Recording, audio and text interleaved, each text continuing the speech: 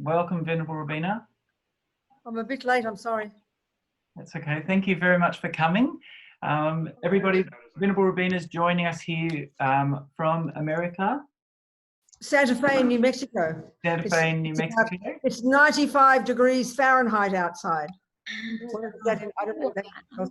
I think we've got about warm. 7 degrees here at the moment. Okay, there you go. So I've got very nice. I'm in a nice adobe house, and I've got very cool, and I've got nice AC, so I'm very comfortable. Wonderful. We're very happy. Good. So I'd like to introduce Venerable Robina. She's been a student of the Dharma for over 40 years. She's a true practitioner, and she's here to teach us today about Vajrasattva Practice, to teach us about there's no karma that can't be purified. So it gives us great hope. And if we can just listen with open hearts, and daughter of Lama Yeshe, I'm sure it will benefit all of our minds and all the minds of all the people that we encounter. So thank you so much, Venerable Robina, for coming to give us this teaching. Total pleasure. Okay. Happy to be here, Jason and Amy and everybody. Happy to see you all. I wish I could be in Australia, but I figured just sit in one place and see what happens, you know. I think I haven't done that for quite a while, but here I am. And let's hope, the last couple of days my Zoom has been suddenly turning off. Let's hope it doesn't happen today. Okay. But we'll persevere through the problems. Okay. You can all hear me okay? And see me okay? Everything's cool, everything's fine? I'm just going to quickly mute everybody, so I'll just need to then unmute you again, Venerable Robina. Just one more. All right. Yep. Okay.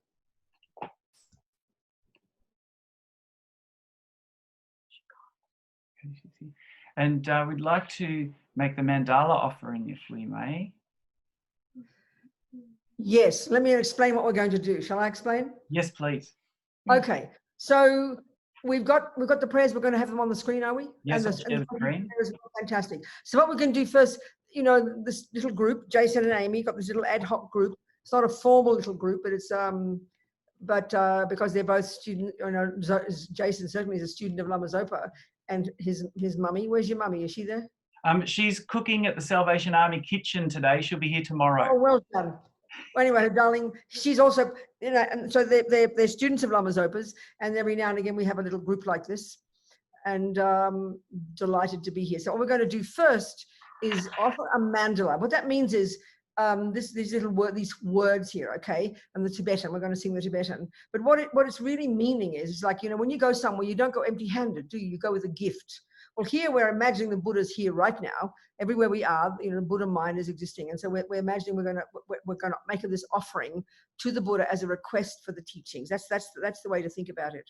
So we just the words, you know, it's related to Buddha's cosmology, but if we don't know that, we don't worry. We just imagine all the most marvelous things that make everyone happy, all the objects of the senses of this world. You know, we imagine piling them all up and offering them to the Buddha as a request for the teachings.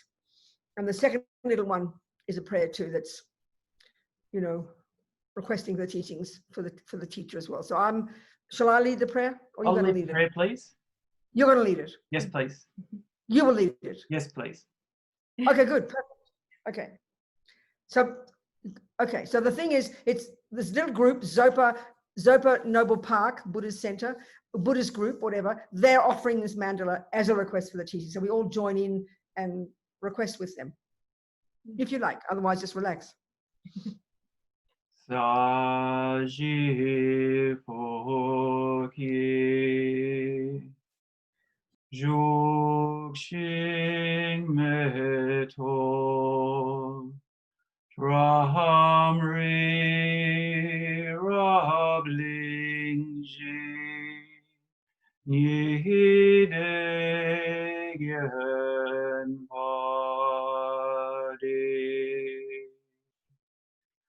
Sangye Jindu Mikte Uwa Yidro Kunamda Jing La Che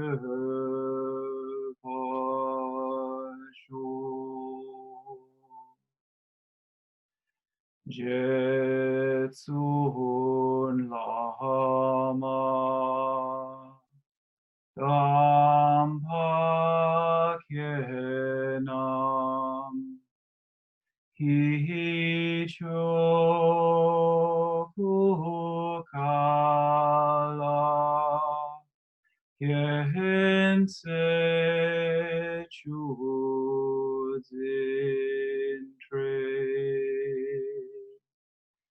Jita Sampe Duje Zinma Lahazab Gyachuki Chapa Wahabtu So Idam Guru Ratna Mandalakam Niyatayami. Okay, very nice. So now I'll sing the next one. We've got the next prayer there. Okay, so this is two parts. The first part is for anybody, any of the group of us who already identify with being a Buddhist. And so that's kind of reiterating our reliance on the Buddha and the Dharma and so on. And the second two lines are stating that the Lamas would say setting our motivation. And we probably would say stating our purpose or stating our goal. Why are we here together for this time? First of all, today, and then other days too. So why we're here is to listen to all these teachings. And even though I'm talking, I promise you I'm listening as well, thinking about it. Think about the meaning of these words and see if, and to hear it, the main thing is to hear it as advice. Just the key point, to hear it as advice. In other words, to take it as tools. Tools for what? To help us, well, one thing, develop our own incredible potential. This is the fundamental point of Buddha's teachings, that we've all got this marvelous potential for clarity and goodness and kindness and giving up anger and all the rubbish and the fears and the dramas. And on the one hand, for our benefit, so that we can be of benefit to others. This is the idea. So we think like that as we sing. Sangye charang choke chognam la jangcho badu dagni kyabsuchi dagi chonyen gi personam ki drola penchir sangye dropa shog sangye charang choke chognam la jangcho badu dagni kyabsuchi dagi chonyen gi personam ki drola penchir sangye dropa shog Sangye charang zoke chognam la jangcho badu dagni kyabsuchi dagi chonyen gi personam ki drola penchir sangye dropa sho. All right, good. Thank you so much.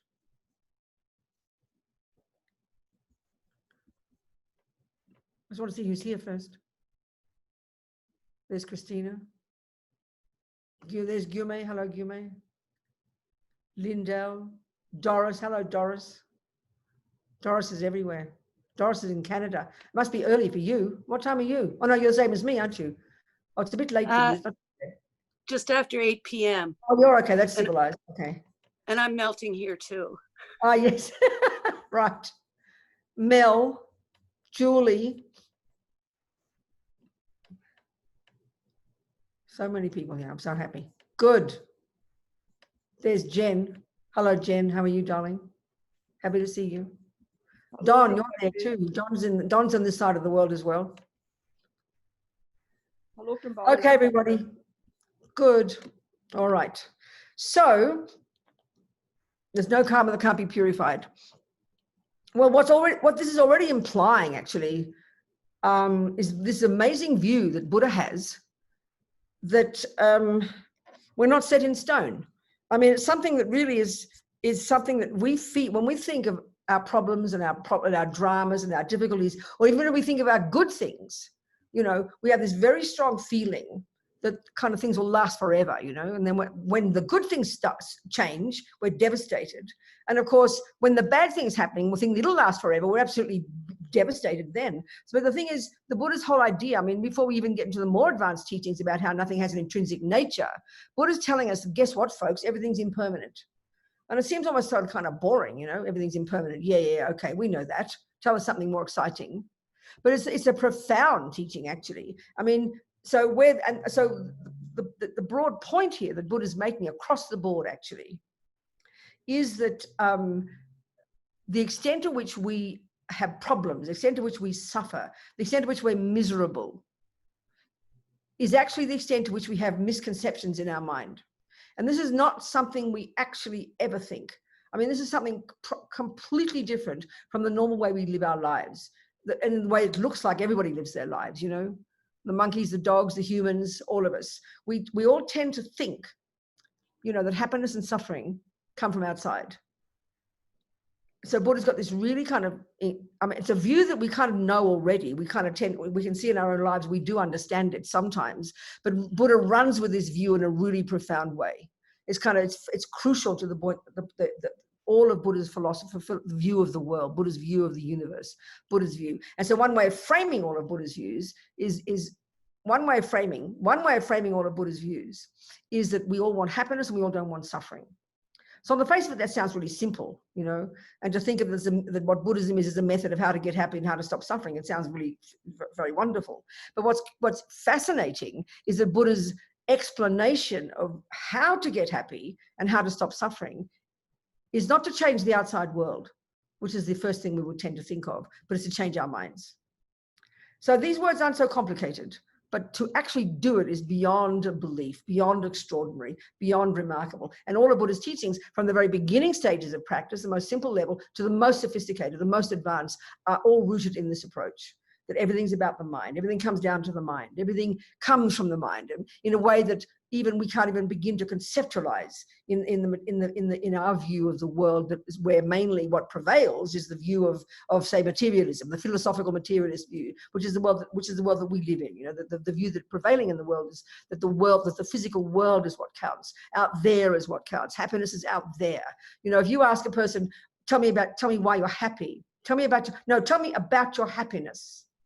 The person will proceed to tell you about the event that happens, the gorgeous person, the wonderful meal, the lovely weather. We'll automatically describe the event. If we have memories of happiness, we think of happy times, an event, a person. We're so utterly, completely involved in the external. So we would never consider to even question that. I mean, we know how we think plays a role in our lives. We can look at that, but we don't really run with that view. But that's the unique view of the Buddha. And in fact, the end result of being a Buddhist, if you're on the Mahayana path, the end result of being a Buddhist is to become a Buddha. And the meaning of that word is so tasty. The etymology of that word is so delicious. Bud, or the Tibetan equivalent, sang, implies the total eradication from one's mind of the causes of suffering, which happen to be all the neuroses, all the delusions, all the ego grasping, and all the fears that come as a result of this, which again, we utterly are familiar with, but which we truly feel are in the core of our being. We will never question that, When we think we're angry, we think we're jealous, we think we're depressed, we've considered that's a kind of a serious part of who I am. It's part of who I am, and it's just the way it is, We truly believe it's kind of set in stone.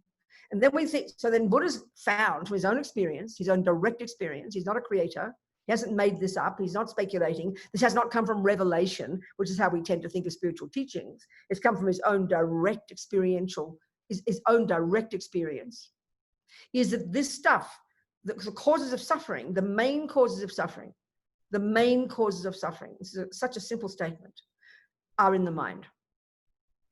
And the names of them are such things as ego grasping, this root neurosis, this misconception of this concrete set in stone me, which then gives rise to this profound emotional hunger called attachment, which is this constant neediness to get something to fill me up. Because the irony of ego grasping is, the irony of ego is, we feel bereft and separate and not complete. So attachment is its main voice, and that drives us throughout our lives. We could spend the next 3 days just talking about attachment, we would not cover it, absolutely. And then on the basis of attachment, we get angry and despairing and aversion and depression when things go wrong, and all the other thousands of different states of mind that we all have. Well, Buddha's experience, Buddha's view, Buddha's own direct experience is that this stuff is not at the core of our being, and therefore can be removed. And this is the entire job of being a Buddhist. This is literally the point. This is literally, it's as simple as that. It's as simple as that. But because of these delusions, these misconceptions, these neuroses, these afflictions, as they say in Buddhist literature, you know, the Sanskrit word that's translated into Tibetan, which is translated into English, afflictions, these mental afflictions, these Buddha has found are absolutely real. They cause unbelievable suffering. They cause us to harm others. They cause us to do actions, which is this business of karma. But they're not at the core of our being. They're adventitious. They can be removed. And this is the point. This is the fundamental point. This is the fundamental point of being a Buddhist. But not only can we remove the delusions from our mind, we can, the second syllable, da, ge, implies that we can develop to perfection the other parts of our mind, the stuff that we also know so well: kindness, love, intelligence, wisdom, clarity, joy, self-confidence, you name it, all these, whatever words you want, the things that we know are delicious. These, the Buddha has found from his own direct experience, are at the core of our being. These are who we are. These are unable to be removed from our mind. It's a really fascinating point, you know. So this is the essence. This is the result of the job of being a Buddhist. You become a Buddha. And the part of you that becomes a Buddha is a mind. And this is Buddha's expertise. The mind is Buddha's expertise. There's no question. You might like his expertise. He's not asking you to like it, but that's what it is. But this, and so where does all these views come from? I mean, these last few years, I always like to quote, you know, to mention, to remind us the source of all this. I mean, we know Buddha's an Indian gentleman, but he didn't come out of nowhere. He didn't sort of pop up with all these ideas. He came out of a system that existed well and truly before him. As the Dalai Lama says, and I always like to quote, it was these amazing Indians more than 3,000 years ago, well before the Buddha, who were the ones who began the investigation to the nature of self. That was their expertise. They're the ones who they're the ones who first mapped the mind. And we're not discussing the brain here. That's not Buddha's expertise. His discussion is about the cognitive, the internal, subjective, cognitive process itself that Buddha would call mind or consciousness. So, of course, this doesn't fit with our materialist model. We don't posit. I mean, more and more these days there are all these discussions, and people are starting to look into their assumptions, especially with the Dalai Lama and his amazing conferences these last 30, 40 years, run by an organization called Mind and Life, you know, with these amazing discussions with the best brains in our culture and with the Dalai Lama and the best brains in that world, really questioning and looking into what actually is mind, what actually is consciousness, which is utterly marvelous, you know, really learning from each other. But it's certainly not still, you know, part of our scientific view that there's something that isn't physical, something that isn't the brain that plays a role in our experiences. For the Buddha, you know, they might, I don't know if they talked about brains back then. I don't think so. That's not what they mapped. They mapped the internal process. And this is really quite unique to the Buddha. It's a really sophisticated understanding of the workings of the internal workings of our own mind itself, the thoughts, the feelings, the emotions, the unconscious, the subconscious.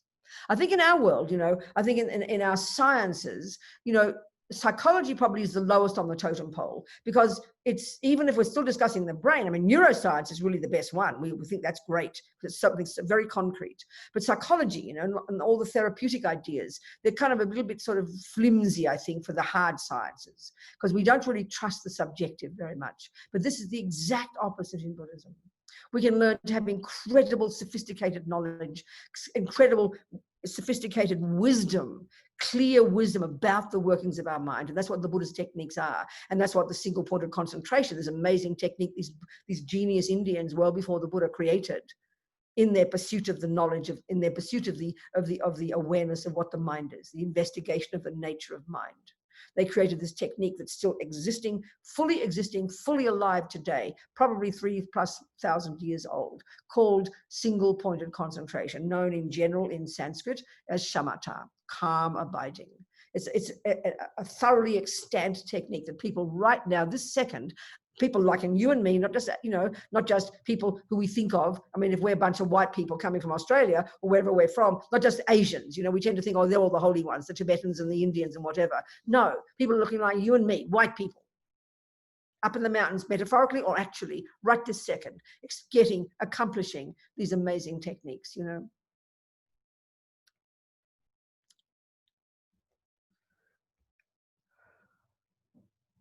So all the Buddhist path, as we, you know, if we present it taking this Tibetan packaging, coming from Atisha, this Indian scholar and yogi and great saint back in the 11th century, 11th century, who spent the last many years of his life in Tibet.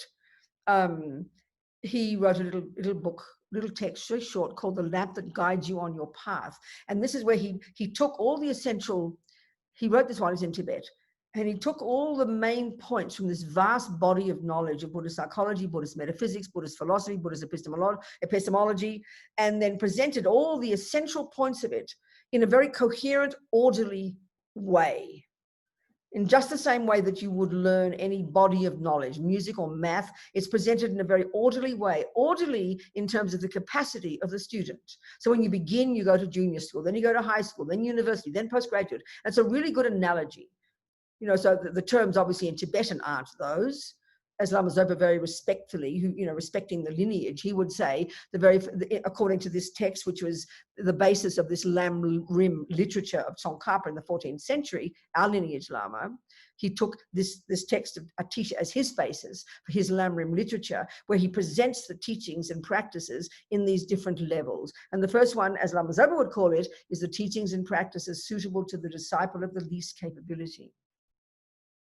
And the next level is the teachings and practices suitable to the disciple of the middle capability. Well, guess what? You know, that's junior school and high school. It's such an easy way for us. When we see, no matter how long we have been Buddhists in the Tibetan tradition, let's say, and we hear the Lam Rim, we hear lower scope and middle scope and great scope, which is university. We hear these words. It's still kind of abstract for us. You know, we don't quite, it doesn't imply to us levels. But as soon as we say junior school, if it's music or junior school math, you get it. It's a level of capacity, you know. That's very tasty. I find that so tasty. So these teachings we're going to be focusing on here, we're going to discuss all the others too. It's starting in junior school.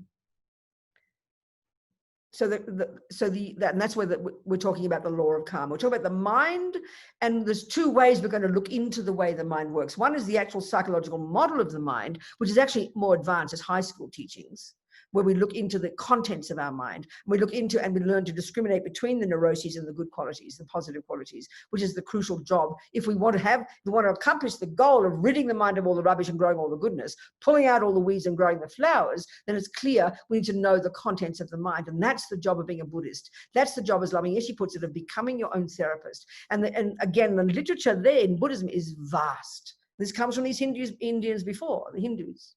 Extremely, you know, deep and vast body of knowledge about the mind and how it functions. That's crucial for us to understand. It's fundamental. But before we get into the mind, we have to first learn about the law of karma. So this law of karma is something that we have a certain vague idea about, but it's very kind of hippie, I think. Something that the hippies made up in the 60s, we think about. And it's very kind of a bit sounds like just punishment and reward. We have these very cliched ideas about karma, you know. So it's incredibly important to understand it properly. And of course, even though it's taught here at junior school, it's the actual workings of it are so sophisticated, so subtle. It's not until we're highly realized all the way to Buddhahood that we can really see accurately the workings of this natural law. And this is the crucial point always to understand. And I always emphasize this, and it's necessary to really think about this clearly, that how it's a natural law, because we're so addicted to thinking that spiritual teachings or religion are coming somehow from a superior being up in the sky. And I'm not being sarcastic here. You know, the whole idea of religion is it posits a creator. A creator by definition is a superior being who is not like an ordinary being, and who created the universe, who created the laws, who created me, and who essentially is the boss. And you know, in a literal sense, from the Buddhist perspective, it's a dualistic view. That's not a criticism, it's a dualistic view that posits a creator who creates a universe, who runs the show, and whom we need to become oneness with. And our method of becoming oneness with God, if we're Christian or Muslim, is to do God's will. And this is a perfect teaching. It's a brilliant teaching. It's a profound teaching. But it's not the Buddha's view. It's not the Buddha's view at all. Not the Buddha's view. And it's all rooted, of course, in doing what God said. So I always quote endlessly. I quote this all the time, and it's a really crucial point. You know, I have a Jesuit priest friend, and I asked him, by definition, what is a sin? How do you define a sin? And he said, by definition, a sin is doing what God said not to do. In other words, going against God's will. These words are very, very familiar if we're Christians or Muslims, for example. And that's fundamental to being a good Christian. Well, Buddha's not asking him to do what he says at all. It's not his job. So for Buddha, a negative action, you can call it a sin. Sometimes some Buddhists translate the word, whatever the word is in Tibetan, I don't know, as the word sin. We get very nervous about that word, or a negative action. For the Buddha, a negative action, it's got nothing to do with the fact that he says it. And in fact, he gives similar instructions. Jesus says, don't kill, don't steal, don't lie, don't jump on the wrong partner. Well, guess what? So does Buddha. So we, of course, immediately assume it's the same instruction. Your grandmother will tell you to behave nicely. A good communist would tell you to behave nicely. But then the crucial point is we should ask the question, why? If someone gives you an instruction, if you don't know the reason, you should ask the question, why? You just don't do what somebody says. So the answer Jesus would give is because God said. And that fits perfectly in the Christian view, because God is the creator. God runs the universe. Nothing wrong with that. But that happens not to be Buddha's view, that's all. There's nothing like that in Buddhism. There's no concept of a creator in Buddhism. Buddha argues with it, in fact, philosophically. He's not being rude, but absolutely fundamentally, that's the point where Buddha diverged in the understandings. In the earlier views, they had the view of karma. They had the view of many similar views. Buddha didn't throw them out. He took them with him. But the view that where you end up with the Hindu's view, which is similar to the Christian, that there's some essential energy that is the source of the universe. And in each being, each human, there's some essential energy. They call it an Atman, or a self. Buddha would, Christians would call it a soul. Greeks call it an essence. So Buddha diverged there in his own direct experiential knowledge about the nature of self, and indeed the nature of the universe, and who we are and what our source is. And that's where he differs radically. And this is where the law of karma comes in. It's a completely different philosophical presentation. And this is the fundamental view in the entirety of Buddhism. Many people who are Buddhists in the world, many people who like Buddhism, karma, they have no interest in karma. And that's perfectly fine. You don't have to be. Buddha's not forcing us. But if we want to look at the entire view, Buddha's view of the entire universe, karma is absolutely is fundamental to it. Without the view of karma, Buddhism doesn't exist. There are certain things you can take from the Buddha that don't need you to think about karma. In fact, his understanding about the mind itself and how it works day to day, developing concentration, meditation, you don't have to think about it there. But from the bigger picture point of view, Buddha's entire view of the universe, karma is crucial, fundamental. Without karma, Buddhism has no legs to stand on. It's just a bunch of nice ideas, But if you want to see it as a coherent view of the universe, which you could argue it is, you don't have to like it, then karma is fundamental to that. So what's it mean? Well, the word just means action. It's Sanskrit. It means action. But it's kind of this, it's shorthand for this very dynamic process, simply called the law of cause and effect.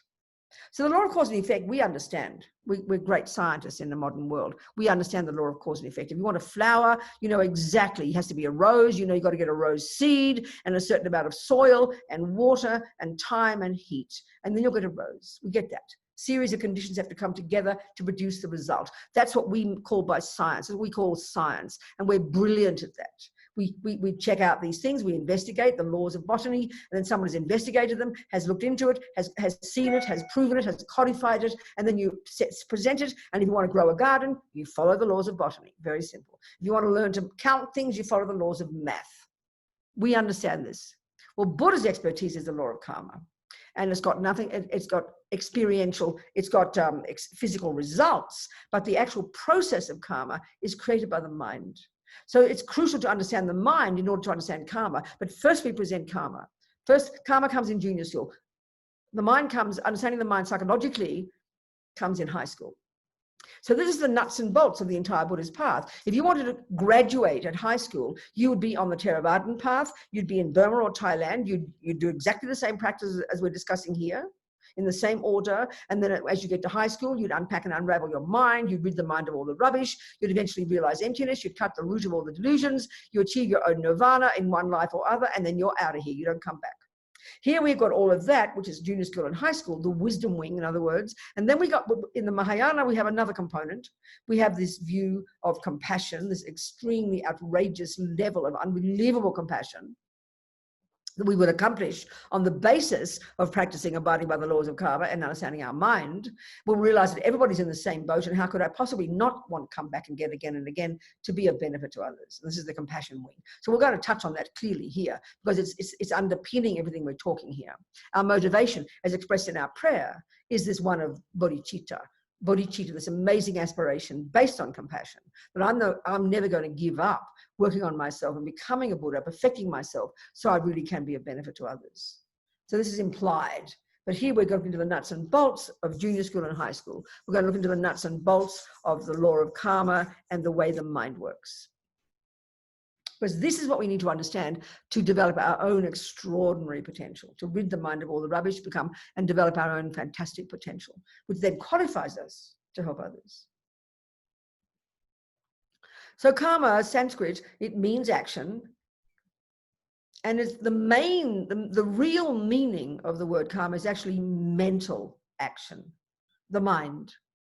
Mental action, and we'll discuss the mind later, but here the key one is a particular state of mind called intention, not meaning good like motivation, but intention, bare bones volition. I will. It's the starting point for everything. If we want a boss inside us, we're not going to find a little self, Buddha says. We're not going to find some little me in there that's got a mini me that runs a show, and we'll discuss this later. Karma prepares us for this.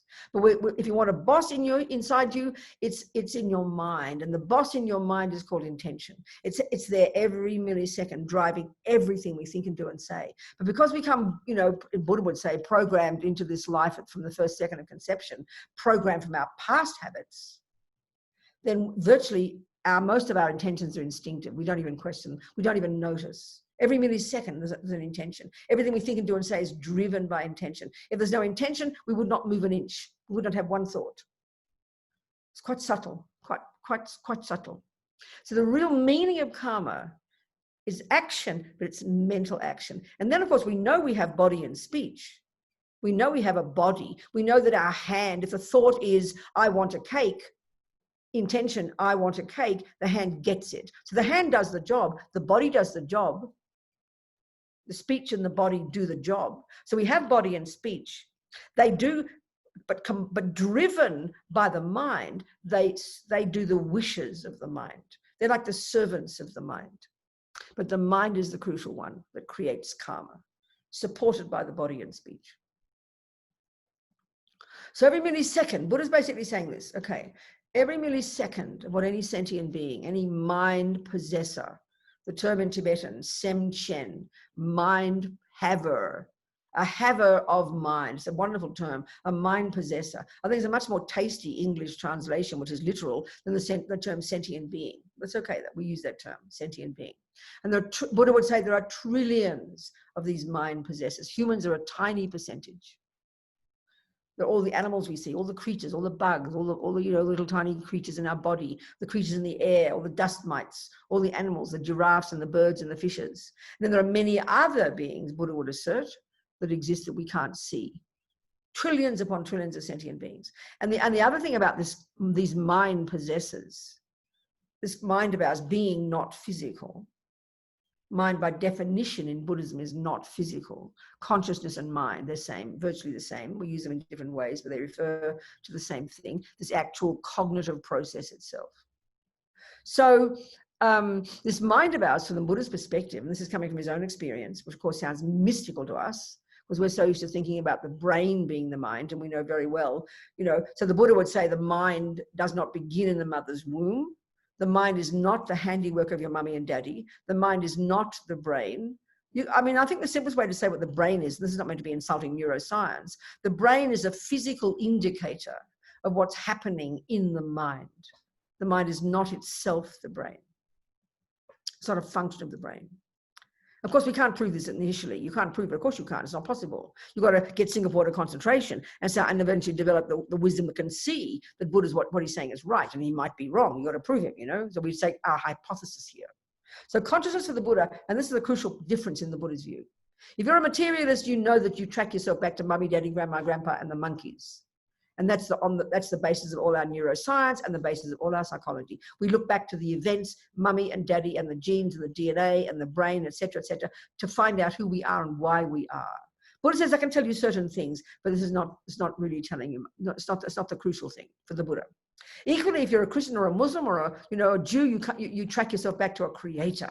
No view like that in Buddhism. That's a weird, in fact, not being insulting, but the idea that we can be made by someone else, whether it's mummy or daddy or God, is not on for Buddha. He says we don't need creating by somebody else. His view is so profoundly different, actually. He says our mind, our consciousness, which is not physical, if we tracked it back perfectly with perfect memory, we would track it back as an unbroken chain of mental moments, wouldn't we? And there's not a millisecond of these, there's no break in that chain.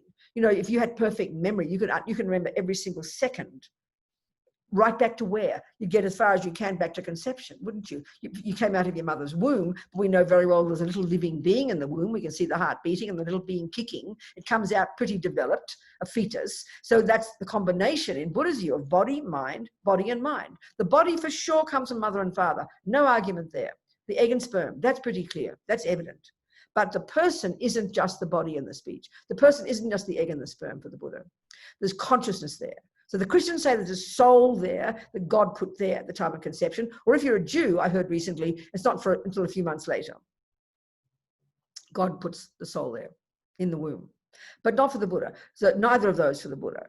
So if you're a materialist, you're only the egg and the sperm. If you're a Christian, there's a soul there, let's say. But for the Buddha, you've got body coming from mummy and daddy, but you've got consciousness, your mind. And that doesn't come from anyone else. That's the thing about the Buddha's view of the mind, which takes time if you really study it, to get used to this idea, because we're so used to thinking it's the product of external events. It's the product of mummy and daddy, you know. I'm angry because mummy and daddy gave it to me. I'm angry because this happened to me. These are conditions that occur. Things happen to us. Yes, they play a role. But the Buddha's view is fundamental, that this consciousness of mind, these thoughts and feelings and emotions, this cognitive process itself is not physical, and it is my own. So you track it back in its unbroken chain of mental moments. You're going to get back to the first second of conception. So where do you go the second before conception? Well, the second before conception, we know the egg was in mummy's body and the sperm was in daddy's body, minding their own business. But where was your mind? Where are your thoughts and feelings and emotions, your personality, your love, your hate, your generosity? What's their source? Not a creator, not mummy and daddy, not grandpa and the monkeys, but your mind has got its own continuity. Its own continuity of mental moments. You track it back to a second before conception, clearly at a subtler level. And then a few weeks before that, the Buddha would say it was in a previous body, and so on and so on and so forth, back and back and back. And then indeed, from the Buddhist perspective, also the Mahayana view, your mind will continue when you die. So from the Mahayana point of view, your mind is beginningless and endless. I mean, as nutty as that sounds to us, as bizarre as that sounds to us, because it's only bizarre because we never thought it before. Okay, if we're brought up as a Buddhist, we take it as a given. But if we're brought up as a materialist, as most of us are, you know, what we take as a given is we track ourselves back to the monkeys. And that's how we think. It's the entire world we live in. Not for the Buddha. He's not arguing that mummy and daddy don't play a role. He's not arguing the brain doesn't play a role. He's not arguing with that, but it's a more nuanced view for the Buddha.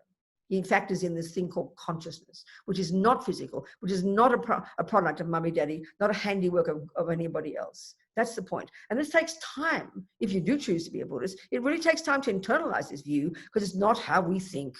Absolutely, you know. But this is the Buddha's view. So the law that runs that mind, that's the law of karma. So with laws, we know very well, you can be the most genius botanist on the planet. But we know that that botanist didn't create. There's a really crucial point now about natural law. There's a really important point to think about. They did not invent botany. They didn't make botany up. They don't make the trees and the flowers grow. They simply observed what already has been happening for thousands of years, that based upon this universe, the way things are, you put a certain thing in a thing called a ground and a bit of soil there and a bit of water, a bit of time, something will grow. So some people have articulated those laws, but those laws have always just existed. That's what we mean by natural law. Well, that's Buddha's view about the universe. He's an observer of natural laws. He is not a creator. He has not made anything up. He is not speculating. He does not run anything. And this takes time to hear, because that's how we think of religion. So when we hear that Jesus says, don't do that, then we get nervous if we do it, because then we feel guilty and we know we're going to be punished. These are the terms we create. Don't blame your Catholic mummy or your Jewish mummy for that. The Buddha would say that dualistic view of punishment and reward that asserts something out there that will punish you or reward you, that the Buddha says we have created that view. He disagrees with it. He disagrees with that view as a truth about reality. He does not have that view at all. So karma then, on the face of it, can sound the same. Like I said, when we first, entry-level junior school grade 1 in Buddhism is you hear Buddha exhorting us to refrain from various actions, just like Jesus does, just like your mother, just like your grandmother. Don't do this, behave nicely, don't steal, don't kill. So what's the reason for the Buddha? This is the crucial point. What's the reason? Vaguely, we might answer, well, it just seems like the right thing to do. We're not very clear about why we shouldn't kill. Well, the Buddha's got there's two different levels here. So the very first, if we take again this view, the Buddha's view of, we've got the framework of happiness and suffering. And this is one way of presenting the entire path to Buddhism. The entire Buddhist path to this Buddhahood. It's framed in terms of how to stop suffering and how to get happy. That's what it is. So there are many other ways of framing the whole Buddhist path. It's a method of good ethics. It's a method of ethics. It's a system of ethics. Sorry, it's also a system of how to get wisdom and stop ignorance. I mean, that mightn't be so exciting. Who wants wisdom? We're not sure. Ethics, okay, we kind of understand that. Happiness and suffering, yeah, get that one. But the Buddhist view, this is really crucial in Buddhism. These all come to the same thing. They all come to the same thing. So we might understand wisdom in our culture. We do. We have genius mathematicians, genius scientists, genius thinkers, genius musicians. But what's fascinating, in our model, in our view, in the world, we have a genius thinker, for example, or a scientist. We can accept that that's wisdom, but that person doesn't mean they have any ethics. It has no relationship. We don't relate ethics to wisdom at all, do we? So in other words, a person who's a genius mathematician or genius musician could still go home and beat up their husband and kill their children and be neurotic, because we don't link happiness and ethics and wisdom. But for the Buddha, ethics, happiness and wisdom absolutely are integrated. They completely come together, which is quite fascinating, which is very important to understand. And as we study the Buddha's views, we'll see how this is true, So here at the level of karma we're beginning with, we're talking about at the level of ethics, and we're discussing the level of ethics of what to do and what not to do as the method to stop suffering. That's the point. It's the method to stop suffering. That's the Buddha's view. So for the Buddha, he's exhorting us at this very first level, entry level, junior school, grade 1. He's got a little list of 10 don'ts, just like Jesus has.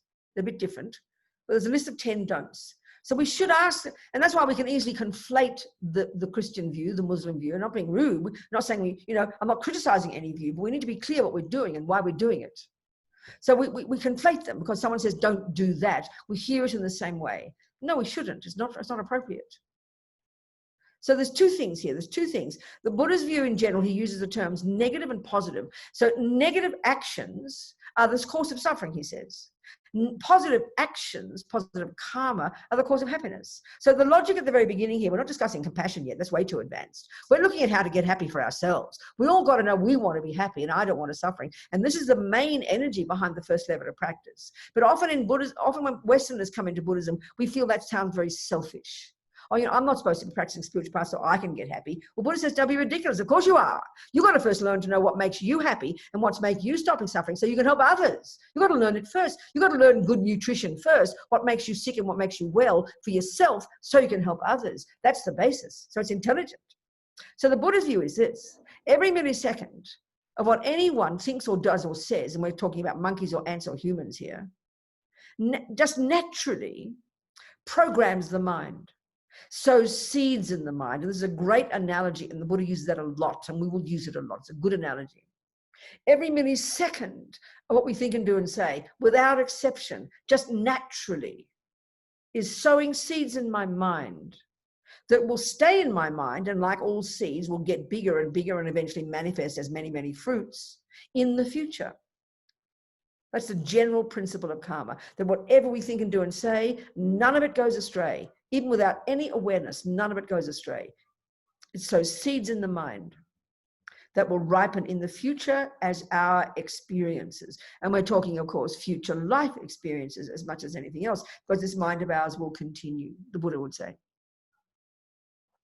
So the next level of detail about this natural law, that everything we think and do and say sows seeds that will produce future experiences, the next level of detail is in terms of negative and positive.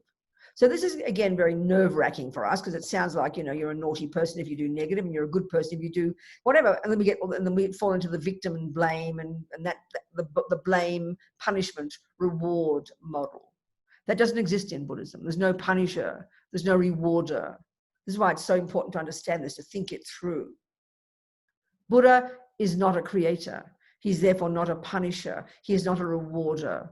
He is an observer who's done this work, and is presenting from his own direct experience what has worked for him, that'll bring this result if you do this. So he says, over to you.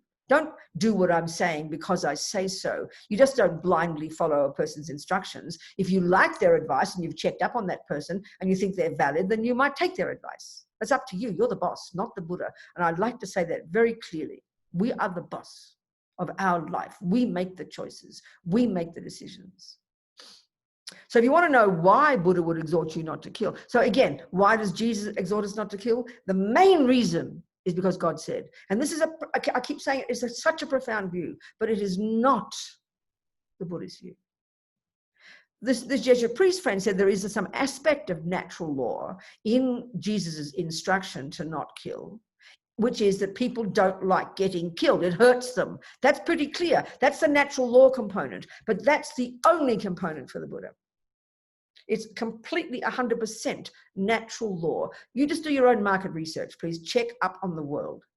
Who likes being killed, lied to, stolen from, jumped on by the wrong person, attacked, whatever you want to call it? Nobody. It's very evident. The monkey and the ant either. It's pretty evident if you use your noggin, you will see this is completely natural. It's not coming from on high. It's not somebody set in stone. It's not somebody telling you what to do because you're going to get punished if you don't. There's no view like that. So what is it then? So the main thing at this level of practice is this first level of practice. You see, everything we think and do and say is going to either be a negative, a positive, or a neutral action. There's no fourth option. We'll go into all this later, or we'll discuss it now. There's no fourth option. There's either an action that's driven by, a negative action is one that's driven by a neurosis, an anger or jealousy or depression or anxiety, one of the unhappy states of mind. It's just the way it is. A positive action is one that's driven by love, kindness, compassion, generosity. Forget the neutral for now, okay? No, don't worry about those. So we can see pretty clear in our life, you know, we either want happiness and we want happiness and we don't want suffering. It's pretty straightforward. So Buddha says what causes suffering, right now our suffering is from negative actions that seeds of which we've planted in our mind in the past, that we haven't pulled out, that are now ripening as suffering. And an action, anything that's called happiness, that's the fruit of an action we did in the past that's called a positive action, an action driven by love or kindness or compassion that's sown a seed that is now ripened as a result. It's a pretty simple kind of concept at this level. So the very first level of instructions, given that all our actions are either negative or positive, forget the neutral, and all our experiences are happy or suffering, and there are obviously levels of them. So a negative action is anyone that's driven by a negative state of mind. But not all of them would harm others. But the first level, the heaviest ones, are those that harm others. So this is the first level of Buddha's instructions. He exhorts us not to do this. First seven, at least, the first seven are actions that would harm others, because that's the heaviest negative action. An action that's driven by a delusion that harms others. But the crucial point is this. He defines at that level actions that are negative as the heaviest ones, which are those that harm others, such as 3 of the body and 4 of the speech: killing, taking the ungiven, as the Tibetans say,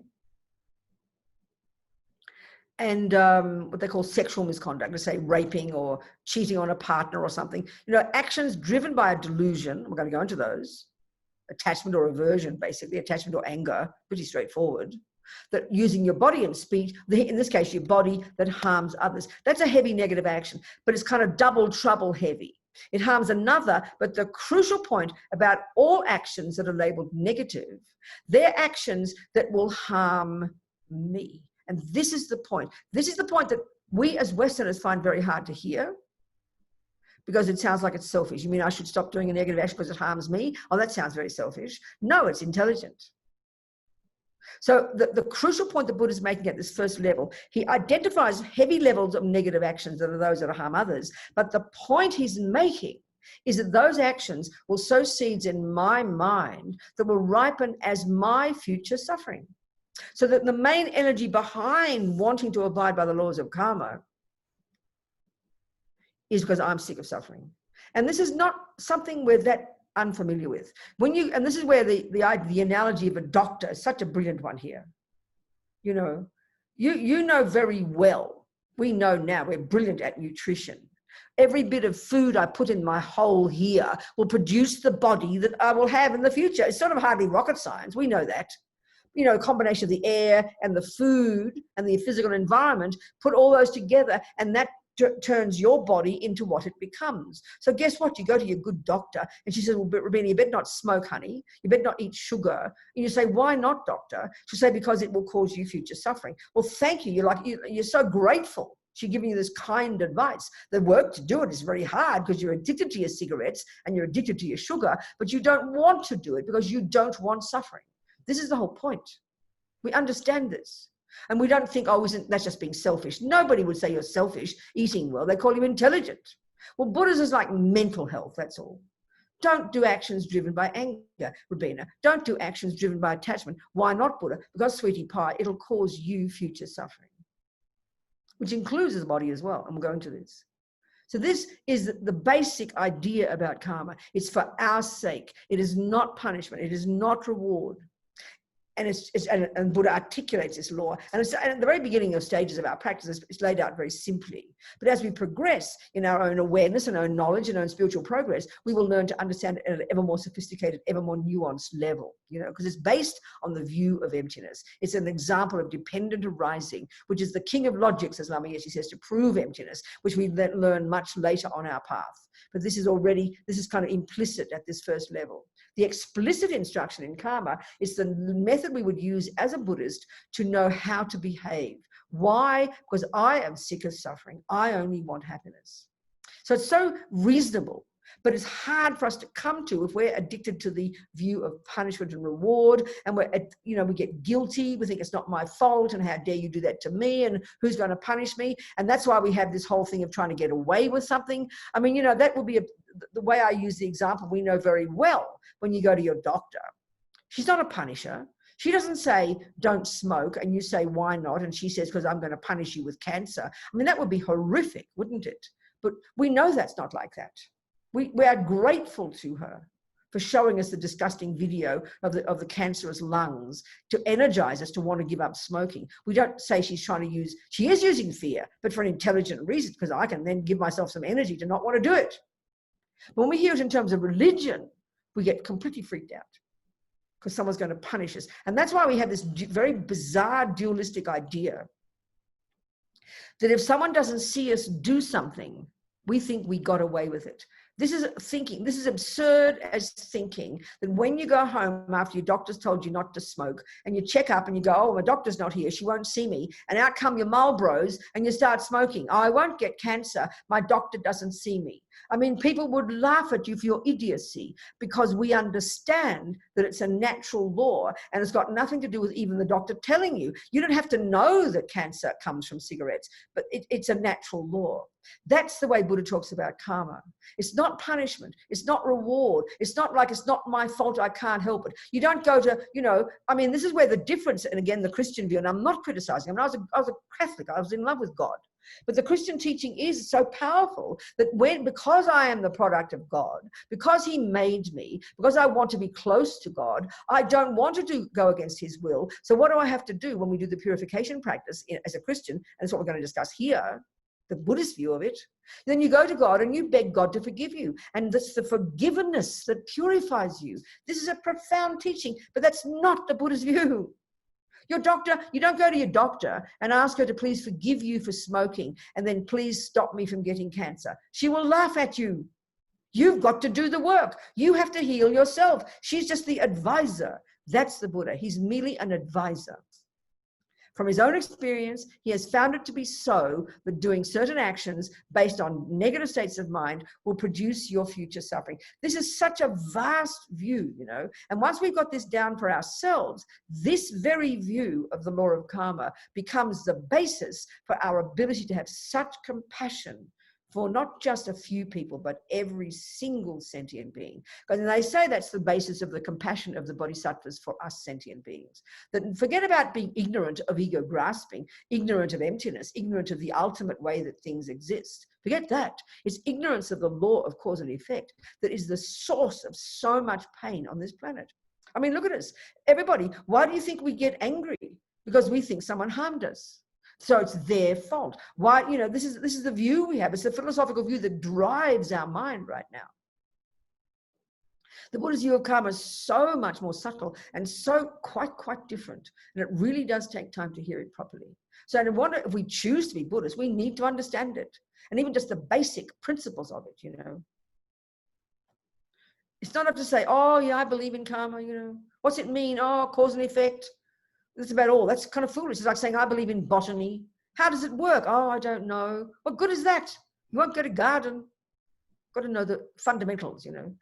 And it becomes the basis of Buddhist practice. This is a surprise to people who think Buddhism is just about mindfulness, you know, learning to meditate. What's karma got to do with it? Nothing. We kind of find it boring, you know. But we're missing the point. And this is where everything is rooted in ethics, rooted in the laws of morality, the laws of ethics. It's fundamental in Buddhism.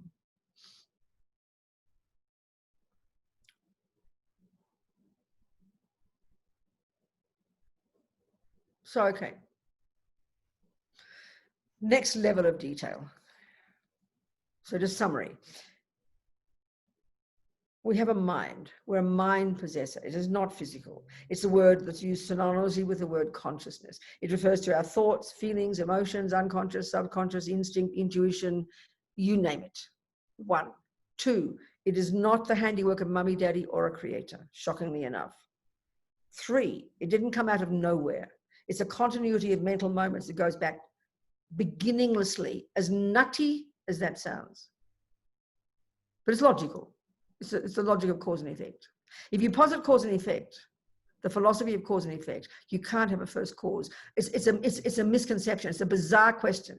We all ask it. What's the first cause? There's no such thing. There can't be. Because if there's a first cause, you're implying that something began to exist without a previous cause. And if you posit cause and effect, there can be no such thing existing. So the only conclusion is that if something that is existing now, and this is the Buddhist view, physical and mental, that physical matter made of the 4 elements, according to the Buddhist views, how we used to think in the Middle Ages, but that's Buddhist view still, that is beginningless, and so is mind. As crazy as it sounds to us. I can always quote His Holiness, you know, paraphrasing in all these discussions he has with all the scientists, you know. Big Bang, he said, Big Bang, no problem. Just not the first Big Bang, that's all. So this is a bizarre idea because we very much believe there's a beginning. The Christians have God as the beginning, but the materialists were still looking for the beginning, aren't we? But the Buddha says, don't worry, you won't find one, baby. Things go back and back. It's cause and effect. So mind is not physical. It is not the handiwork of mummy, daddy, or creator. It is beginningless. And it's also endless, the Mahayana view. There's a different view. In the Theravadins, they say something different. But never mind that now.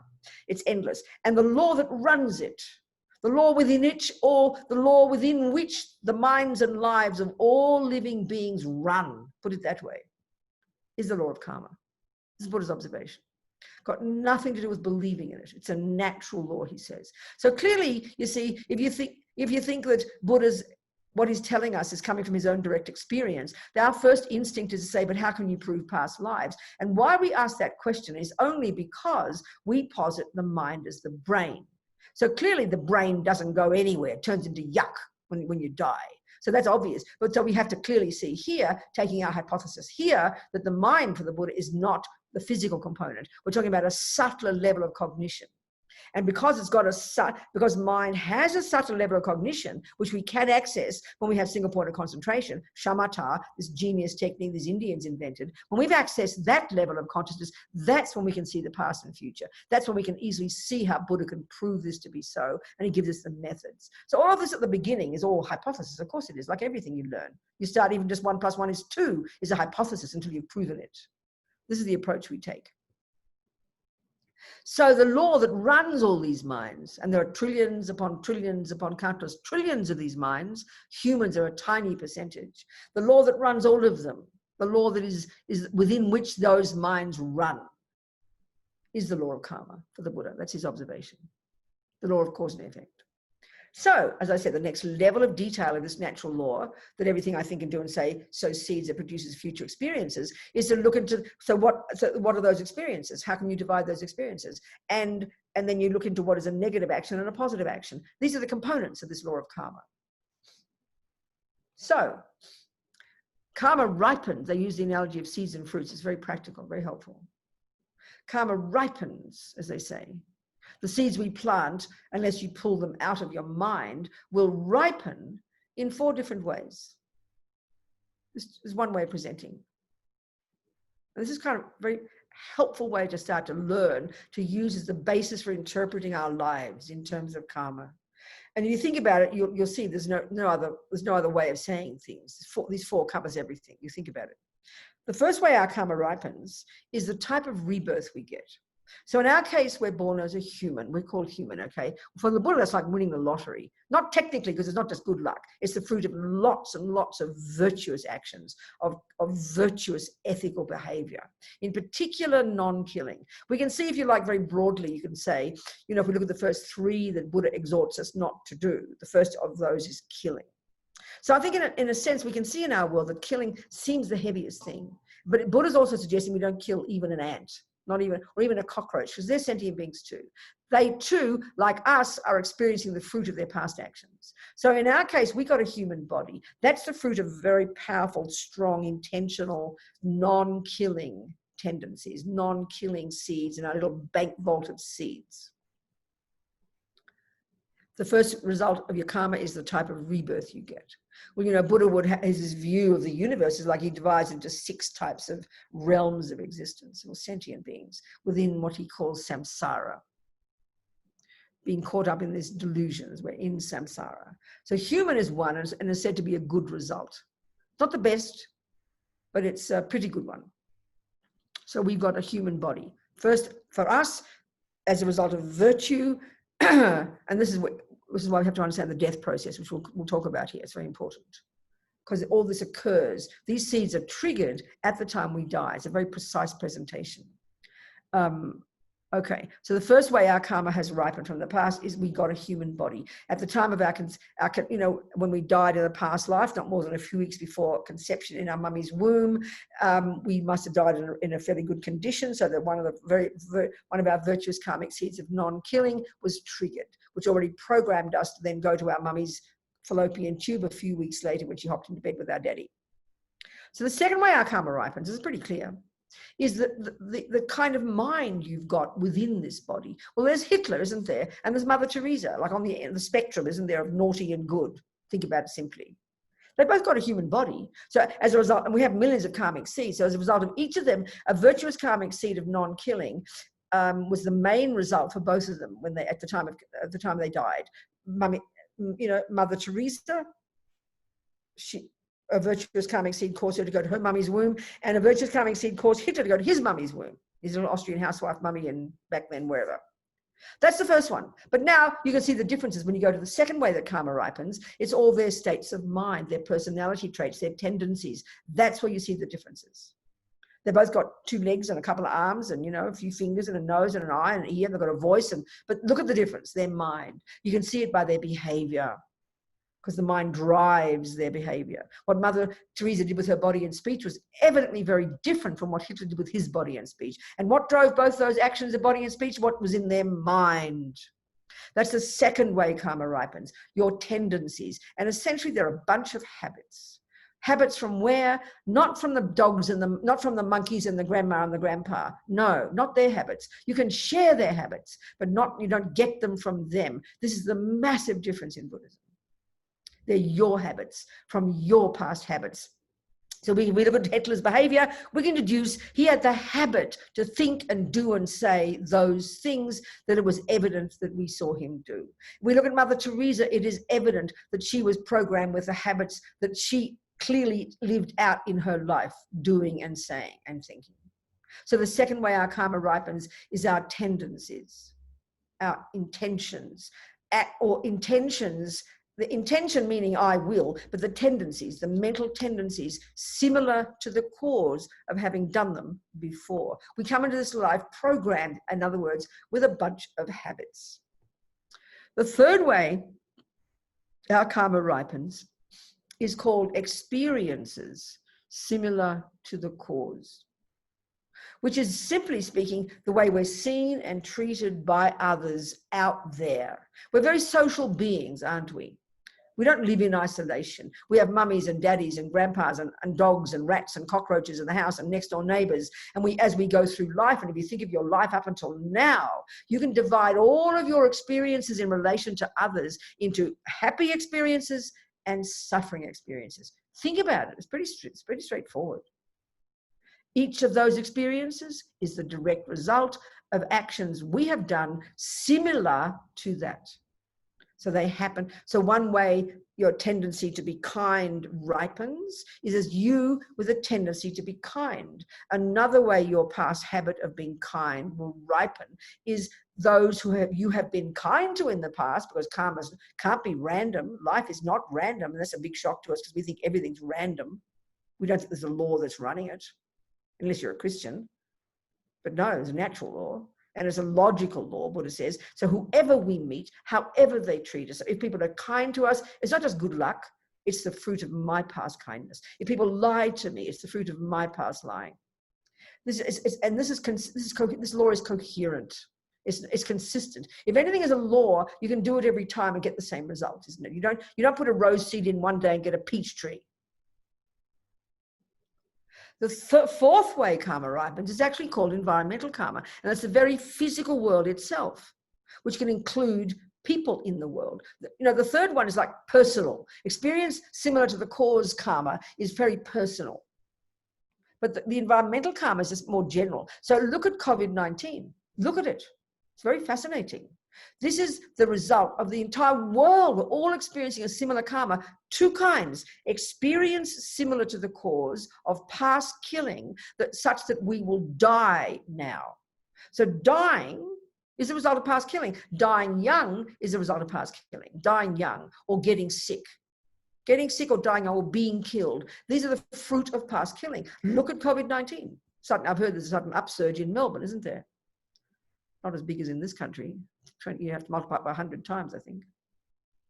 But the environmental result also, I mean, look at that. The environmental, okay, let's just use non-killing in the four ways that non-killing would ripen. If there's a strong intentional karmic seed of non-killing, you'll get a human body. Second, if the second result of non-killing is you'll wake up in this life with no thought to kill. No thought to kill. My friend Dachin, who lives near Geelong, she told me when her boy was little, he's like 40-something now. And she was taking the lice out of his head. He's like 3. And he's crying with compassion for the lice. And since he's 40-something, he's never killed a living being. So we can deduce logically that he had the tendency in his mind. He came born with a tendency not to kill, not to teach him. The tendency was in his mind. So the third way that non-killing would ripen was you don't die young and you don't get killed. Well, every one of us in this room right now together, in this Zoom room, here we are still kicking, still breathing. That karma hasn't happened yet. So our petrol tanker morality of non-killing, in particular in relation to this third one, hasn't ripened yet. We're still alive. We're still going. You know, our petrol tank has still got some petrol in it of non-killing, ripening as an experience of not being killed and not dying young. It's not accidental. It's not just good luck. It's not because you've eaten well. Healthy people die. Young people die because the karma was there. You know? And the fourth way environmental karma of non-killing ripens is that the physical world itself, the food, the people, the air, the water, it nourishes you and doesn't harm you. But look at the karma we have now. I mean, it's like we become cane toads for each other, isn't it? Look at those cane toads up in Queensland that they are said to be so disgusting, and animals who eat them die an agonizing death. We've all become cane toads for each other. If you just touch another human, if you breathe on another human, you will die now. I mean, talk about heavy negative, you know, environmental karma. It's very fascinating, and it's worldwide, isn't it? It's extraordinary. So the first one is the type of rebirth. We won the lottery here. It's not really lottery. It's not good luck. It's because of hard work. We got a human mummy. 2, if we have a tendency not to kill, and maybe we did kill once, but now we become a Buddhist, we decide to take a vow not to kill. That's amazing. You could only choose to do that because the tendency is there. What a miracle. 3, you don't get killed or die young. And 4, whatever you eat or taste or touch or smell nourishes you, doesn't harm you. We are the boss. So the main cause of sickness, the main cause of environmental karma is your own past actions. The main cause of how you're seen and treated by other people, your own past actions. The main cause of your own tendencies, your own past actions. The main cause of your own humanity, your past actions. This is a very intense concept. As His Holiness calls it, it's self-creation. It's not a bad way of putting it. And it's very shocking because we believe God did it, or mummy and daddy did it, or someone else did it. And we're this innocent victim who didn't ask to get born, and it's not my fault. Look how we feel, you know. And Buddha's not saying that someone taught you that. We do get taught that. But it's the natural instinct of ego grasping to have this feeling of being this dualistic innocent victim. It's very fascinating. So karma's really quite kind of shocking initially. And we can say the words and kind of vaguely know it. But if we do decide we're Buddhists, if we've chosen to, and that we're the boss, then we need to learn it, at least the minimum amount that we're discussing here, you know. And as the more we become familiar with it, the more we can begin to really see, as Lama Zopa Rinpoche says, that everything is our own karmic appearance. Whatever we meet, every second of the day, a pleasant sound, an unpleasant sound, the ugly weather, the nice weather, those things are there. There is a loud sound. No one says it's not a loud sound. But the fact that you meet that loud sound, the fact that you meet that horrible person, the fact that you meet that pleasant food, the fact that you meet that lovely sunrise, they're there. But you create the cause due to your actions to experience them. So everything is our own karmic appearance. And then we can really begin to help us understand emptiness. It's very marvelous, you know. So that's an overview. So now we should have some questions. Unless you want a break. You want a break, or we've got another break? We've got a break in 40 minutes, haven't we? So any questions? I think questions now. But I've got to blow my nose, so give me 1 second. You can have a 3-minute breather, okay? 3-minute breather. 3 minutes. Thank you. I'll be back in. Yep. Okay, so if anyone would like to ask questions, you can type them in the chat, or when Venerable Robina comes back, if you'd like to just unmute yourself and ask. But otherwise, if you wanted to type them in the chat and we can read them out. Time for a cuppa.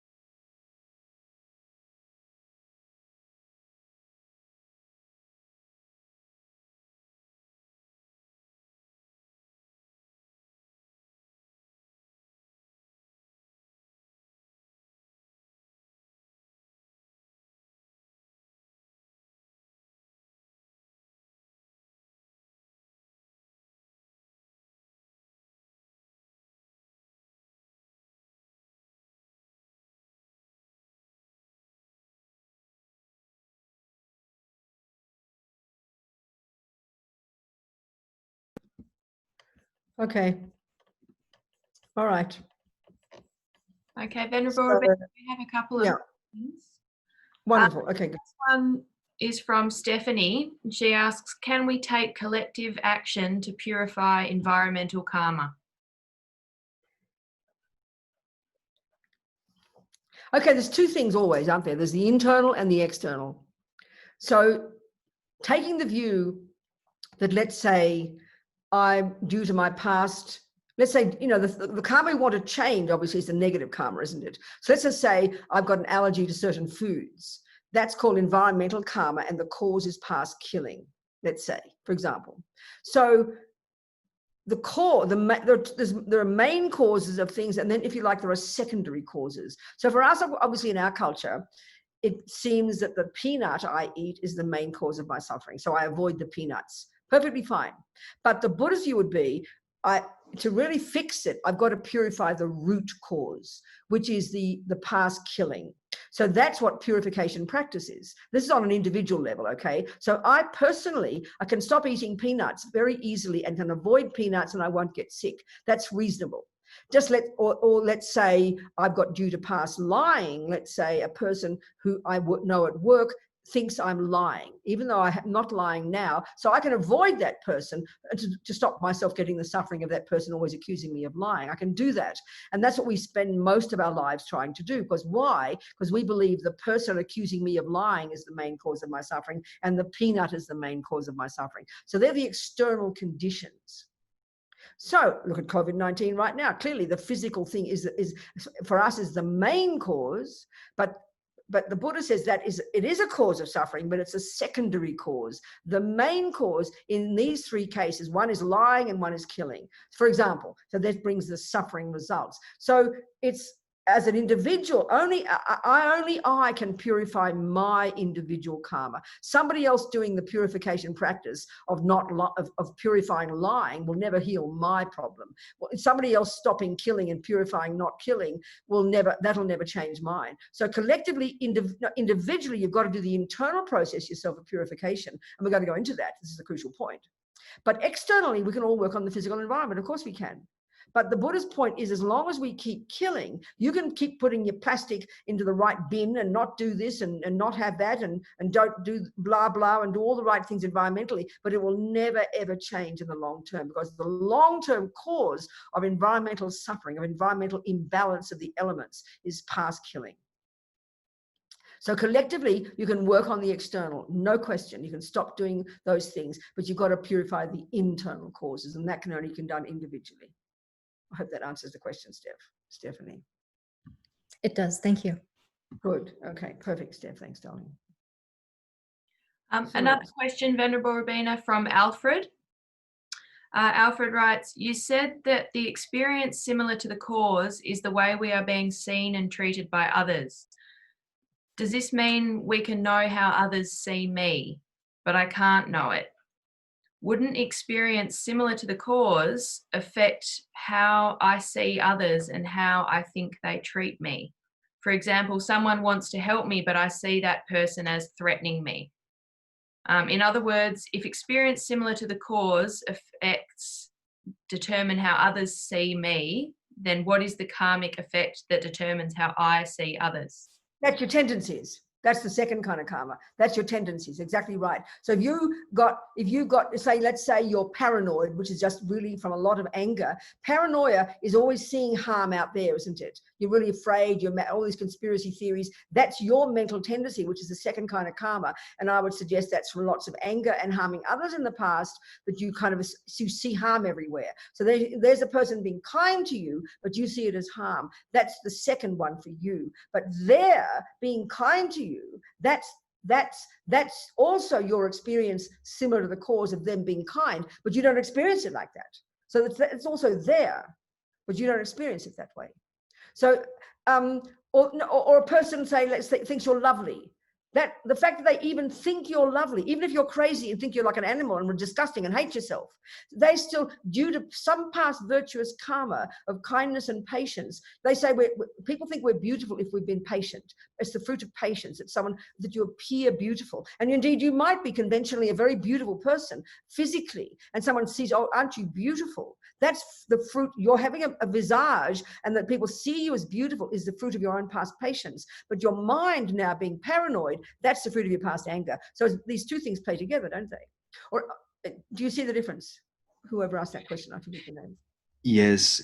Alfred, I need to make that. Yes, I think so. Yeah. So the key thing, it's Alfred, kind of confusing, but I think it is. But the key point, Alfred, is this one. If we get clear these 4 separate tracks of karma, 1, your humanity, that's the first one. 2, your mental tendencies. Every second of the day, Alfred, your mind is doing something. And what it's doing for sure is interpreting the outside world. There's no doubt about that. That plays a massive role in your mind. That's the point. And that's why we so much suffer. But 3, there is a way that people see you and treat you. So some people, even though you're sitting there, you can be a maniac, really quite demented, but people think you're a gorgeous person. I mean, look at Mr. Trump. I'm not being rude. I don't know who, he might even be a bodhisattva. How would I know? Just pretending. Let's just say we can see he's accused of raping. He's accused of being incredibly abusive. He's accused of being racist. He's accused of being lying. But people, he keeps going. He just never stops. He's like that battery that never gives up. I mean, people would have lost their jobs centuries ago for all the things he's been accused of. So you could argue why there are half of those Americans who voted for him who think he's just gorgeous, do not care what he does. That's due to past humility and past truth-telling and past goodness that he is seen in a good way, even though you can say he maybe is looking like a crazy guy doing terrible things. So those are his tendencies, but look at the way he's seen and treated by the people who like him. Do you see what I'm saying, Alfred? There's 2 quite separate things there, aren't there? Yeah. No, it's the 4 ways, clear. it's really crucial. I find there's many things about karma, and it's so subtle, and I don't know that much about it, but to understand these 4 ways and really get clear in your mind, helps so much interpret every part of your life. Your own mind is the crucial one. How you think, what your intentions are, what your motivation is, what your thoughts are, your own goodness, your rubbish, your delusions. That's the one way your karma ripens, and that's what interprets the rest of the world. But then the other one is how you're seen and treated. The fact that, someone could be killing in this life. You could be born in this life with a tendency to kill, and you spend your life killing countless creatures. But you've got the karma, this 3rd lot of karma called experiences, which is from past karma of non-killing, because these tracks are separate tracks of karma. They don't have a direct relationship, but you can have masses of non-killing karma in that 3rd bank vault, and you just don't get killed. You live until you're 97. But you never stop killing now. There's no direct relationship between what you do now directly and what happens to you. There can be a little bit. But you can see some people who lie are seen as speaking the truth. Some people who tell the truth are seen as speaking a lie. So how we're seen by others is one track of karma, and you just have to look at the way they're treated, and you can tell whether it's negative or positive. And then there's our own tendencies. They're quite distinct. They clearly can have an intimate relationship, but the main one is how they're from the past actions. And then the 4th one, of course, is the environmental, the very physical world you occupy and how it impacts upon you. Do you understand, Alfred? Yeah, wonderful. Thank you. Good. Okay. Someone else, Amy. Yep. From Katya, we're talking about the Buddhist path as being a non-dual way of thinking. Why then do we frame terms into duality, like good versus bad or positive versus negative action? Because finally it's non-dualistic. We're talking the conventional world here, and the conventional world is dualistic by definition, but it's still reality. So when we eventually have subdued our mind and stopped the delusions and stopped the negative karma, yes, it's dualistic, but it's still a reality. There's still a reality. I mean, the reality is if I kill, you die and you suffer. That it's dualistic, but it's a reality. So we've got to look first at the level of conventional reality, which is dualistic. But as we progress and lessen the delusions and grow our virtue and our wisdom and our goodness, our mind becomes much more subtle. And then eventually we realize emptiness and we cut the non-duality. Then everything's completely different. But duality is the reality we live in right now. You can't deny it. You can't just skip over it. And that's and the whole first level of teachings is in relation to this level of conventionality, this level of duality. I hope that helps. A question from Gurme. How do prayers and pujas actually affect karma, if karma is cause and effect by the person and the past person? And a follow-up. Because I understand. God, sorry. Doesn't emptiness actually affect karma, the realization of emptiness? Oh, because two things, prayers and practice is one thing, and then the realization of emptiness is another. Okay. So first of all, we are looking at it's like we're learning botany and we're starting to realize that there are seeds. So what we're learning to do is understand the main cause of the rose, the main cause of the apricot tree, the main cause of the magnolia. The main cause, and then we know we've got secondary causes, and the secondary causes are the earth, the warmth, the soil, and the time. But the main cause is the crucial one. So here we're discussing the main cause of happiness and the main cause of suffering. But clearly there are secondary causes. I might have the karma to die from eating peanuts, but I live in a culture where they've never heard of peanuts. I won't die. So I don't meet that condition called peanuts. But the main cause is my past killing, and the secondary cause is the peanut. So in the same way, goodness, happiness, the main cause of my happiness is that my past virtue.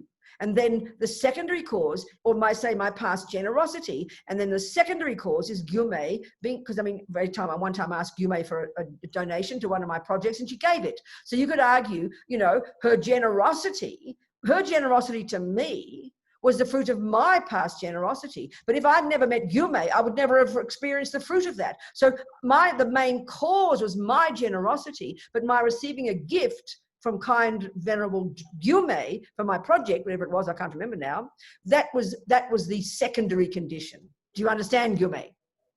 So conditions are necessary. So the Buddhas and other people, all the Buddhas and these entire super powerful enlightened beings pervading the universe, we've got to have an understanding of that, their actions, they can be hugely impacting upon us. It's like, in prayers are people's positive thoughts. I remember years ago when I did that TM meditation, transcendental meditation, and even now you hear them talking that they've done experiments that a certain percentage of people all meditating in one place can shift the energy in that place. So this is proving interdependence, Gyume. It's the same thing. So people, if you're in a room of 27 people who are all being kind, look at the feeling in the room. And they're not even, if there's even their thoughts are kind, they're not even speaking. But you be in a room of 27 people who are angry, you can feel it, you can cut it with a knife. So it really shows that even just what minds do impact upon us. That's the first part of the answer, Gyume. Does that make sense? Yes. The second one, emptiness plays a massive role. Of course, initially, it's very abstract for us because we just don't get the meaning. We're going to go into this. But dependent,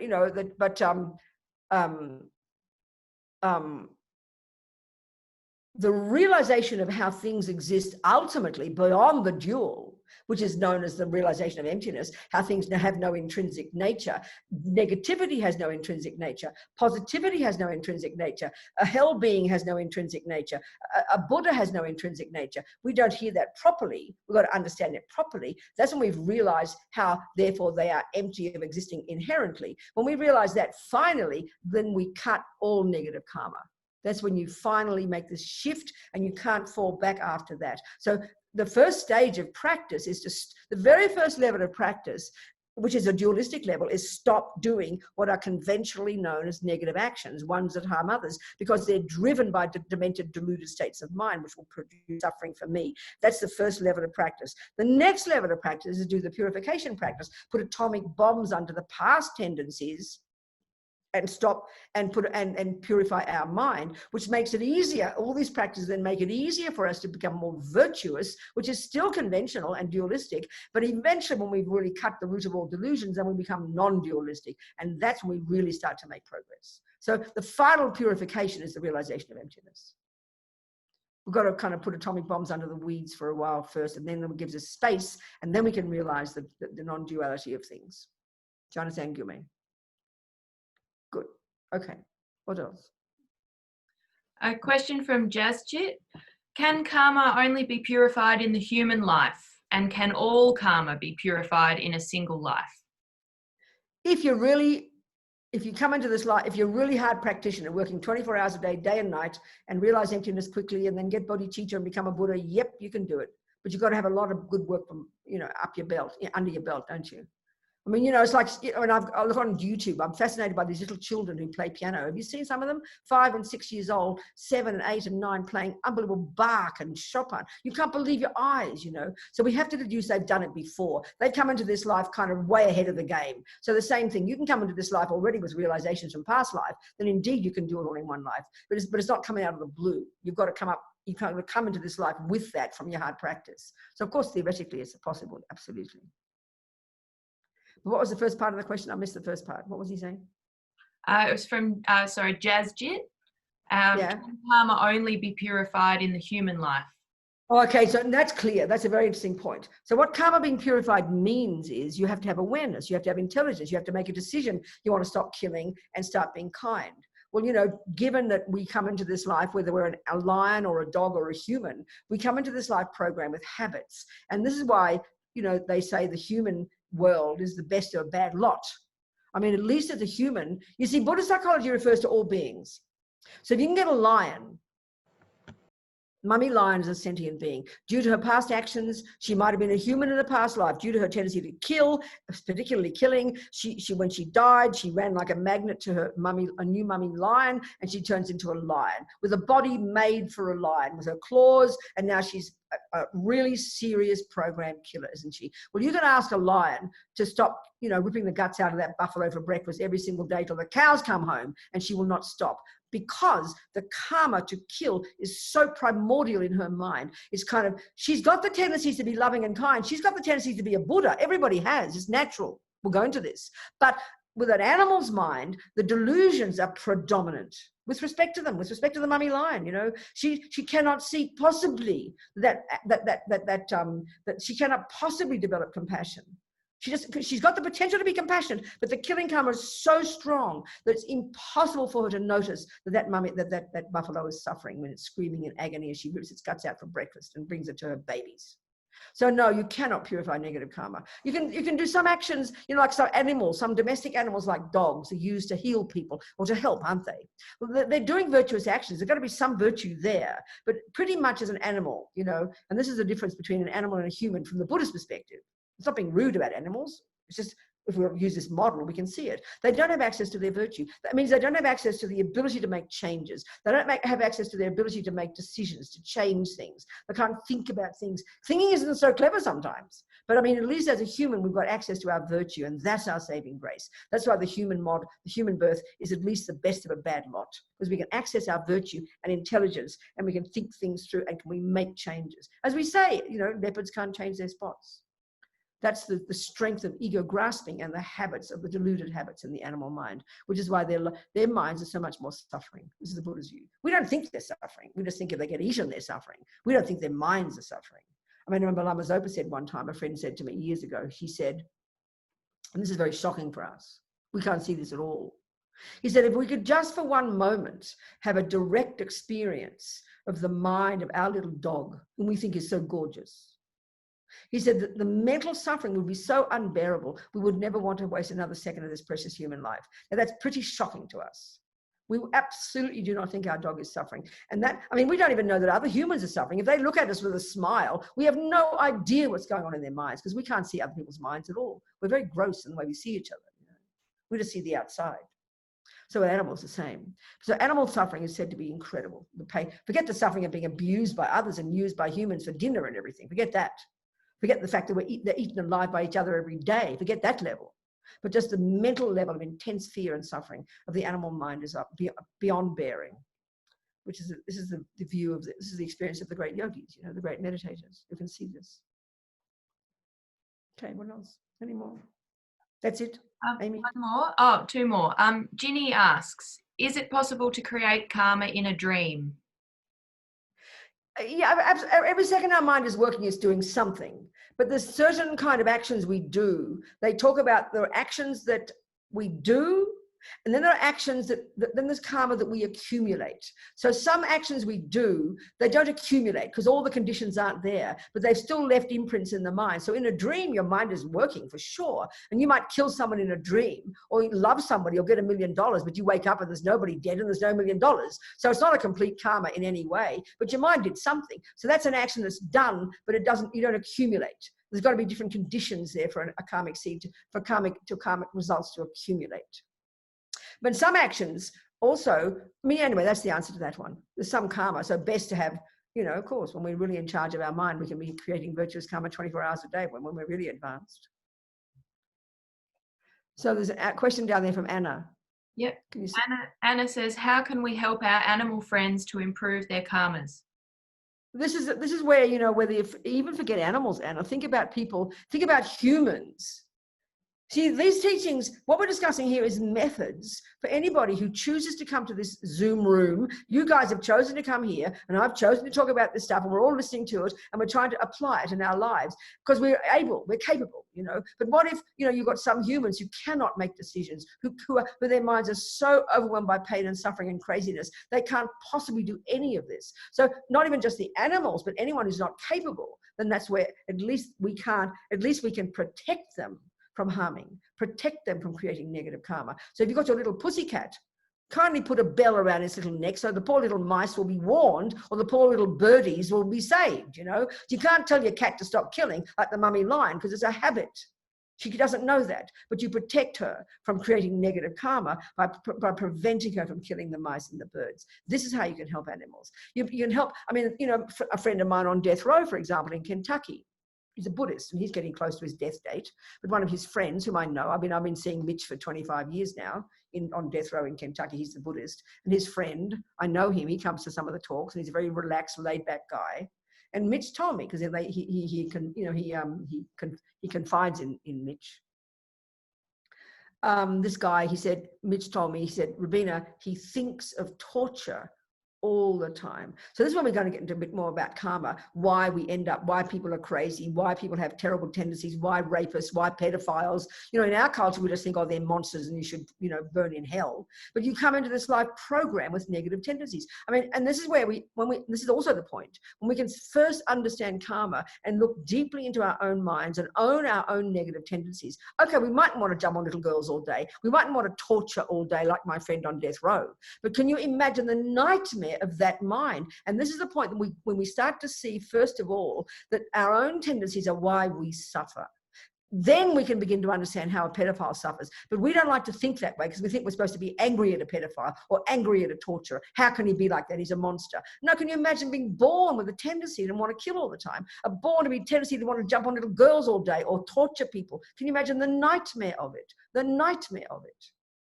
So then you can't get that guy out of death row and send him out to the world again and hope he doesn't torture when his mind is obsessed with it all day. And that's what attachment is. We're going to go into what attachment is. We just can't stop eating the cakes. Look at us with our pathetic habit to eat too many cakes. Forget jumping on little girls or torturing. That's our pathetic habit. Look how hard that is. So can you imagine someone who's got such terrible tendencies? Of course you must protect them. I'm not happy he's on death row, but I'm happy he's among some people who's his friends who won't allow him to torture them, so he can't torture. So how fortunate he's not creating more negative karma. That's how you help people. Animals and humans who don't know better. You protect them from harming. That's how you help people. Not to mention making them feel safe, That's marvelous. It's one of the best things to do for animals. Their poor minds are so full of fear and terror. That's why they kill each other all the time in the outside world. We think it's so noble calling it the wild. They're living in constant fear of being killed every second. Can you imagine the nightmare of that? So to protect your little pussycat, so it doesn't have to just go and eat its food every day or protect the dog from having to fight every day. It's a very precious gift. But more than that, you've got to protect them from creating negative karma. And then more than that, the most precious way to help your animals is let them hear mantras. And there's another whole discussion here.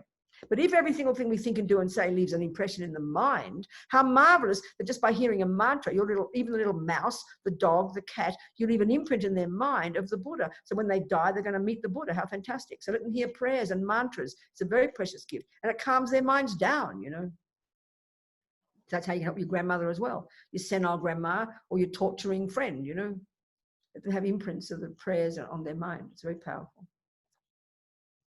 What else? That's it? Yeah, question from Wendy. What about mixed motivations behind an action? So let's say I give you something you need and want and you're happy, but my motivation is not one of generosity, but driven by a motivation of I should give this to you or you will be angry or sad with me.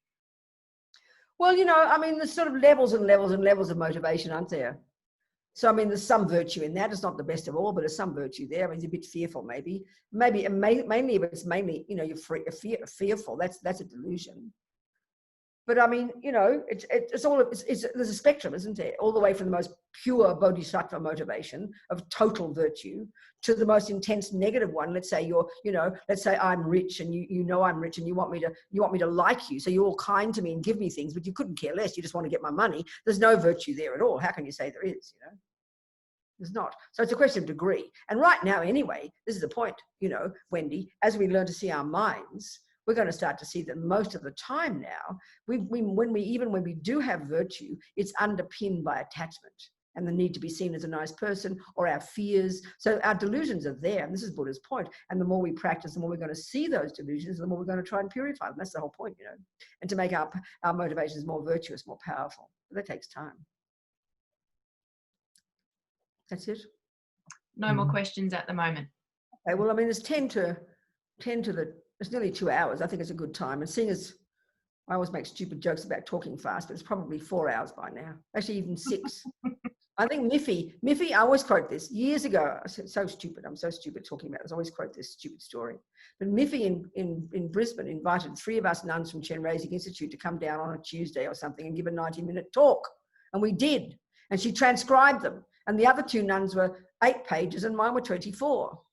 So 3 times. So it's actually 6 hours, all right? You've had 6 hours worth. So I'll give you a 2-hour break, okay? All right, it went very quickly, doesn't it? It goes quickly, doesn't it?